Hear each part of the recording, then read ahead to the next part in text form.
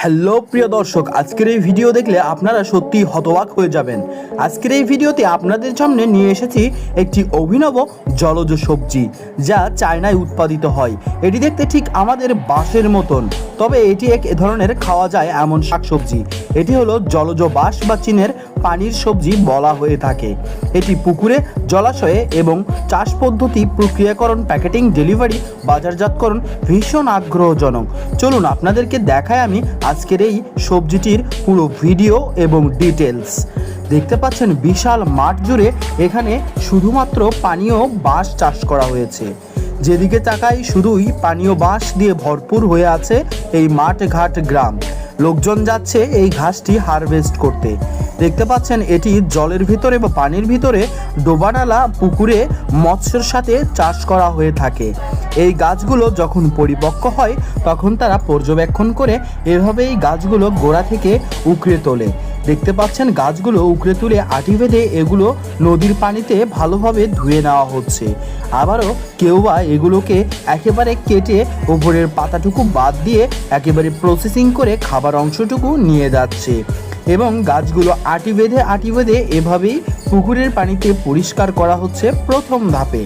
এরপরে দেখতে পাচ্ছেন কুচি কুচি করে কাটা হচ্ছে এর গোড়াগুলো।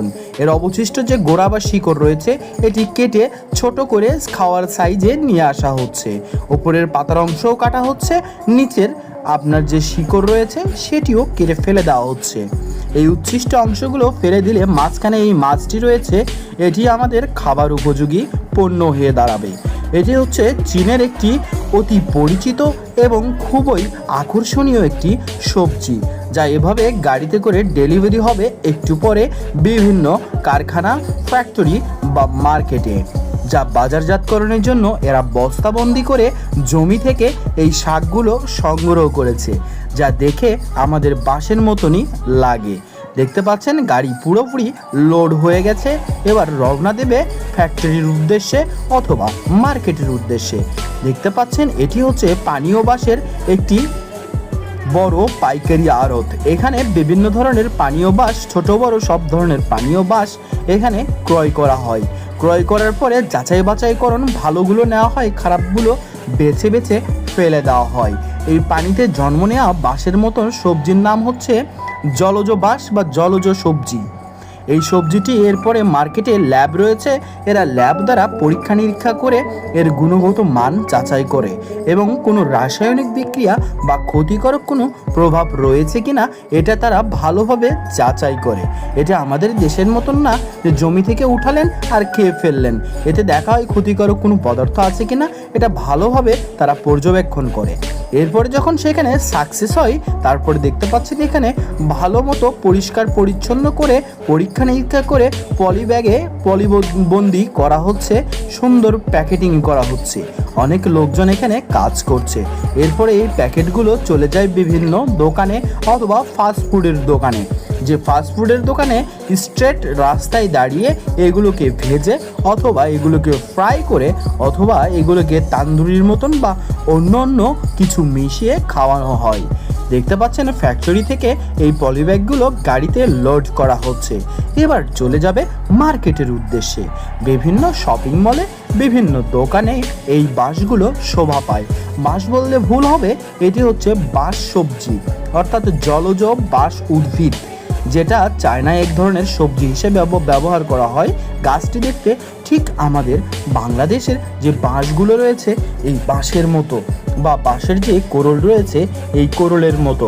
আপনি দেখতে পাচ্ছেন এখানে একটি রাস্তার ধারে ফাস্টফুডের দোকান, যেখানে এই বাঁশ সবজিগুলো রেখে কুচি কুচি করে সাইজ করে কেটে নেওয়া হচ্ছে এবং ওপরের অবশিষ্ট যে অংশগুলো রয়েছে এগুলো সুন্দরভাবে ছড়িয়ে এর খাবার যে অংশটুকু এটি সুন্দরভাবে বের করে একটি প্লেটে রেখে দেওয়া হয়েছে।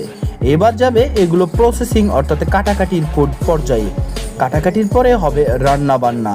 তো আসুন দেখি এটা কিভাবে খাই, সেটা আপনাদের সরাসরি আজকে আমি দেখাবো। এটা খেতে কিন্তু আসলেই অনেক মজাদার এবং সুস্বাদু। এটা কাটার একটি স্টাইল রয়েছে, এটা কুচি কুচি করে কোনাচে করে কাটতে হয়, তাতে করে এটি নরম ও তুলতুলে হয় বেশি। যদি আপনি লম্বালম্বি কাটেন তাহলে সেটি অনেক সময় ঝুরঝুরে ভাব চলে আসে।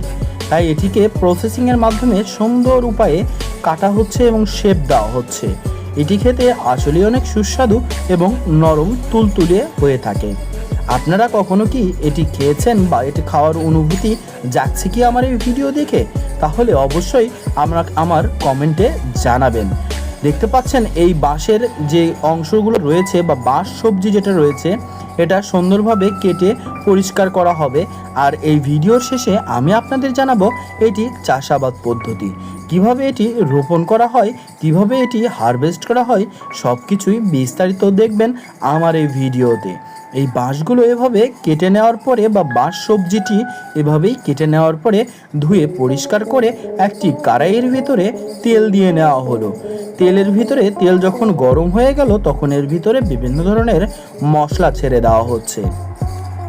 দেখতে পাচ্ছেন এখানে বিভিন্ন ধরনের মশলা তেল এবং আগুন দিয়ে হালকা করে ভেজে নেওয়া হচ্ছে।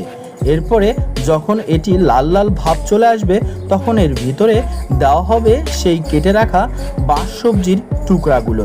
দেখতে পাচ্ছেন এখানে বাঁশ সবজির টুকরাগুলো দিয়ে খুব সুন্দরভাবে নেড়ে দিচ্ছে এবং লাল লাল করে ভেজে নেওয়া হচ্ছে। এটি আসলেই অসাধারণ দারুণ একটি জনপ্রিয় খাবার, যা দেখলেই জিভেই জল চলে আসে। এটি আমাদের ফাস্টফুডের মতো লোভনীয় একটি খাবার। এটি লবণ তেল যা যেমন দরকার মশলাপাতি সব কিছুই সুন্দরভাবে দিয়ে প্রসেস করে রান্না করা হচ্ছে।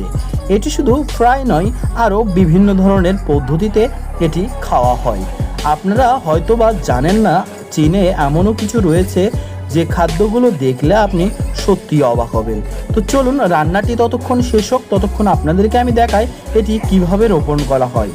আর যে অংশগুলো রয়েছে উপরের দিকে চিকন অংশ বা আগাল বলা হয়, এই আগালগুলো আগার দিকটা ভালোভাবে কেটে নেওয়া হয়। এর প্রতিটা গিটে গিটে কাট দেওয়া হয়। কাটিং সিস্টেমে গিটটি 4 থেকে 6 ইঞ্চি আকারে এটি প্রসেসিং করা হয়। প্রসেসিং করার পরে রোল সিস্টেমে এটি বেঁধে ফেলা হয় এবং এটিকে বিভিন্ন ধরনের পাত্রে, যেগুলোতে নিচে 1 থেকে 2 ইঞ্চি পরিষ্কার বিশুদ্ধ পানিতে রেখে দেওয়া হয়। তারপরে এরকম একটি লালচে ভাব চলে আসবে, তখন পানিগুলো এখান থেকে নিংড়ে নিতে হবে। এরপরে এর যে গিট রয়েছে এখান থেকে কুশি বা পাতা বের হবে নতুন নতুন। এই পাতাগুলো যখন বের হবে তখন দেখবেন নিচ থেকে শিকড় দিয়েছে। তারপরে এটি ভালোভাবে 10টি বা 15টির প্যাকেটিং করে বাজারজাত করা হবে বীজ রোপণের জন্য। এটি নিয়ে গিয়ে কৃষক ভাইয়েরা আবার জমিতে রোপণ করে দেবে। রোপণ করে দেওয়ার পরে আবারও এরকম সবজি তৈরি হয়ে যাবে। দেখতে পাচ্ছেন ইতিমধ্যে আমাদের বাঁশ সবজিটি ভাজা শেষ। এটি দেখতে হার্ড মনে হলেও এটি খেতে কিন্তু আসলে অনেক সফট এবং নরম হয়ে থাকে। আর আপনি যে ভিডিওতে দেখতে পাচ্ছেন এটি তরকারি রান্না করেও খাওয়া হয়, ঝোল করেও খাওয়া হয়, বিভিন্ন প্রসেসে খাওয়া হয়। এরকম আশ্চর্য অজানা প্রাকৃতিক যে উদ্ভিদ রয়েছে অথবা প্রাণী রয়েছে, কোনো কিছু সম্পর্কে জানতে চাইলে আমাকে কমেন্টে অবশ্যই জানাবেন।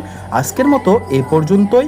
ভালো লাগলে অবশ্যই কমেন্ট করবেন, লাইক করবেন, শেয়ার করবেন এবং আমার চ্যানেলটি সাবস্ক্রাইব করতে কিন্তু ভুলবেন না।